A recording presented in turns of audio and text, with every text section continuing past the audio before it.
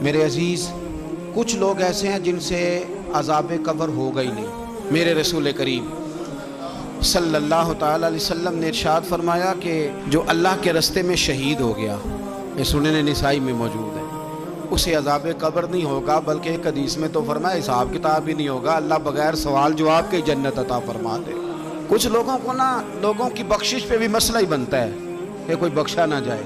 اور ایک صاحب کہہ رہے تھے جی یہ کیا معاملہ ہے کہ جمعے کو بندہ مر گیا یا فلانا ہو گیا تو اس سے حساب کتاب نہیں ہوگا، اتنے بڑے جرم لوگوں نے کی، اتنے پاپ، اور جمعے کو مر گیا تو بخشا جائے گا۔ تو میں نے کہا جرموں کا بھی اسے حساب اللہ لے لے گا، لیکن میاں حساب کتاب کی ڈیوٹی نہ اللہ کی ہے تو بہتر یہ ہے کہ اسی کے ہاتھ میں رہے، تو نہ اپنے ہاتھ میں لینے کی کوشش کر۔ سنن ترمذی کی حدیث۔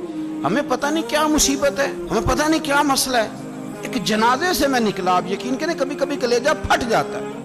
میں ایک جنازے سے نکلا تو میرے ساتھ ایک بندہ جنازہ پڑھ کے نکلا تو کہنے لگا جی پیر صاحب دیکھیں آج کتنی دنیا آئی ہے، حالانکہ یہ بندہ اس طرح کا تھا، اس طرح کا تھا، اس طرح کا تھا۔ میں نے اسے کہا یار تجھے تو فکر ہی لگ گئی ہے کہیں جنت میں چلا ہی نہ جائے، تو اس طرح کرنا جنت کے دروازے کے سامنے کھڑے ہو جانا ڈنڈا لے کے کہ میں نے نہیں جانے دینا۔ شرم آنی چاہیے ہمیں۔ اللہ فرماتے ہیں جنت اتنی چوڑی ہے جتنے زمین و آسمان، اس کی چوڑائی زمین اور آسمان کے برابر ہے، تو ہم تو اپنے علاوہ کسی کو جانے نہیں دینا چاہتے جنت میں۔ اور بس کریں، جنت خدا کا فضل ہے، اور اللہ فرماتے ہیں میرا فضل میں جسے چاہتا ہوں عطا کرتا ہوں۔ یہ سنن ترمذی کی حدیث، اور اس کے راوی حضرت عبداللہ ابن عمر رضی اللہ تعالیٰ عنہ، نبی پاک علیہ السلام نے فرمایا جو مسلمان جمعے کے دن یا جمعے کی رات کو فوت ہو اس کو اللہ تعالیٰ قبر کی آزمائش سے محفوظ رکھتا ہے۔ جو جمعے کی رات فوت ہو جائے یا جمعے والے، یعنی جمعے رات اور جمعے کی درمیانی رات چلا جائے یا جمعے والے، تو اللہ اسے عذاب قبر سے۔ تو میرے عزیز، جو بندہ شہید ہو اس سے عذاب قبر نہیں ہوتا، جو آدمی جمعے کے دن یا جمعے کی رات چلا جائے اسے بھی عذاب قبر نہیں ہوتا۔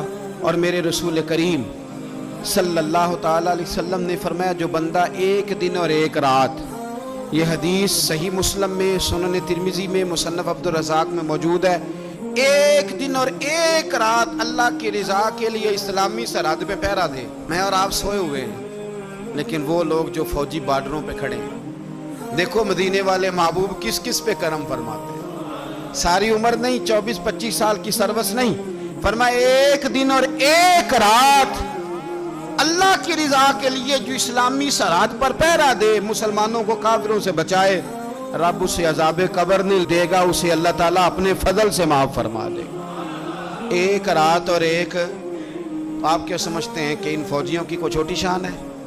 ان کا کوئی چھوٹا مرتبہ ہے؟ ایک دن اور ایک رات اگر یہ پہرا دیں تو اللہ انہیں اتنا انعام عطا کرتا ہے۔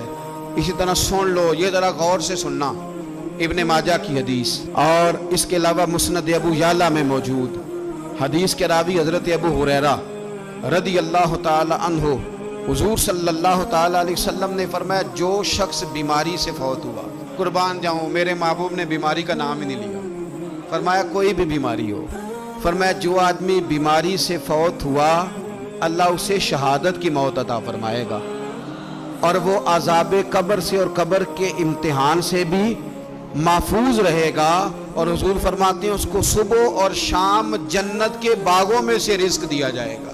جو کسی بھی بیماری سے مرا، یہ لوگ بیماری سے مر رہے ہیں تو لوگوں نے اچھوت سمجھ رہے ہیں، اچھوت، یہ اچھوت نہیں ہے، اس لیے کہ لوارث نہیں، یہ خدا رسول کے ماننے والے ہیں، تم انہیں اچھوت کہہ رہے ہو اور مدینے والے رسول انہیں شہید فرما رہے ہیں۔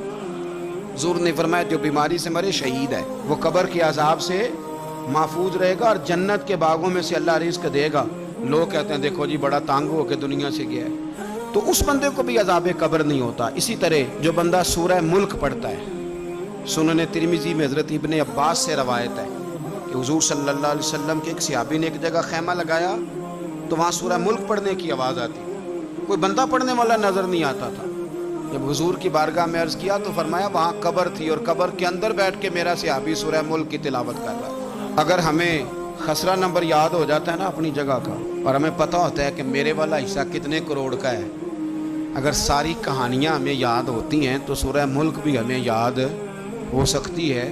موبائل پہ اس کو ریکارڈ کر لیں، پھر اس کو سنیں، کبھی بھی سورہ ملک میں، اور ہمارے سلسلہ عالیہ میں تو سورہ ملک وظیفہ ہے، ہمارے الوظیفۃ الکریمہ میں اعلیٰ حضرت نے لکھا ہے کہ رات کو سورہ ملک اور سورہ یاسین کے بغیر سونا نہیں۔ سورہ ملک اتنی شاندار صورت ہے کہ نبی پاک صلی اللہ علیہ وسلم نے فرمایا یہ قیامت کے دن اللہ کی بارگاہ میں ناز سے جھگڑا کرے گی اور کہے گی اے اللہ، یہاں تو میرے پڑھنے والے کو جنت عطا فرما یا مجھے قرآن پاک سے علیحدہ کر دے۔ تو رب کریم پھر اپنے فضل سے پڑھنے والے کو جنت عطا کرے گا۔